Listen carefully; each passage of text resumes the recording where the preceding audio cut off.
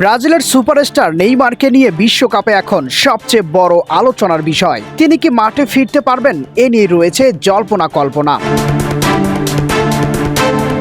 2026 বিশ্বকাপ শুরু হওয়ার ঠিক আগে ব্রাজিলিয়ান ক্লাব সান্তোস এফসি এর হয়ে খেলতে গিয়ে নেইমারের ডান পায়ের কাপে চোট পান। সেই চোটের কারণেই তিনি ব্রাজিলের প্রথম ম্যাচে খেলতে পারেননি। বিশ্বকাপে ব্রাজিলের প্রথম ম্যাচ ছিল মরক্কোর বিপক্ষে। সেই ম্যাচে নেইমার বেঞ্চে থাকলেও মাঠে নামেননি। এরপর হাইতির বিপক্ষেও তিনি খেলতে পারেননি, কারণ তখনও পুরোপুরি ফিট ছিলেন না নেইমার জুনিয়র। তবে ব্রাজিলের কোচ কার্লো অ্যানচেলোত্তি সম্প্রতি সুখবর দিয়েছেন। তিনি জানিয়েছেন নেইমারের পুনর্বাসন ভালোভাবে এগোচ্ছে এবং তিনি এককভাবে অনুশীলন শুরু করেছেন।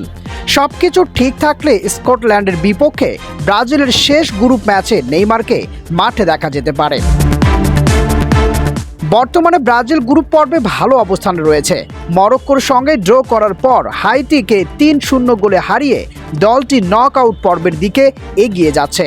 কিন্তু অনেক ফুটবল বিশ্লেষকদের মতে বড় ম্যাচে ব্রাজিল এখনও নেইমারের সৃজনশীলতা ও অভিজ্ঞতাকে মিস করছে। নেইমারের বয়স এখন 34 বছর। এটি তার ক্যারিয়ারের চতুর্থ বিশ্বকাপ। ব্রাজিলের ইতিহাসে সর্বোচ্চ গোলদাতাও তিনি। জাতীয় দলের হয়ে করেছেন ৭৯টি গোল। তবে ভক্তদের মধ্যে মতভেদ রয়েছে। কেউ মনে করেন নেইমার ফিরলে ব্রাজিল আরও শক্তিশালী হবে, আবারও কেউ মনে করেন বারবার চোটের কারণে তার সেরা সময় ইতিমধ্যেই পেরিয়ে গেছে। সামাজিক যোগাযোগ মাধ্যমেও এ নিয়ে ব্যাপক আলোচনা চলছে। এখন সবার নজর স্কটল্যান্ড ম্যাচের দিকে। নেইমার কি সত্যি মাঠে ফিরবেন? আর ফিরলে কি তিনি ব্রাজিলকে বিশ্বকাপ জয়ের পথে এগিয়ে নিতে পারবেন? আপনার মতামত কি?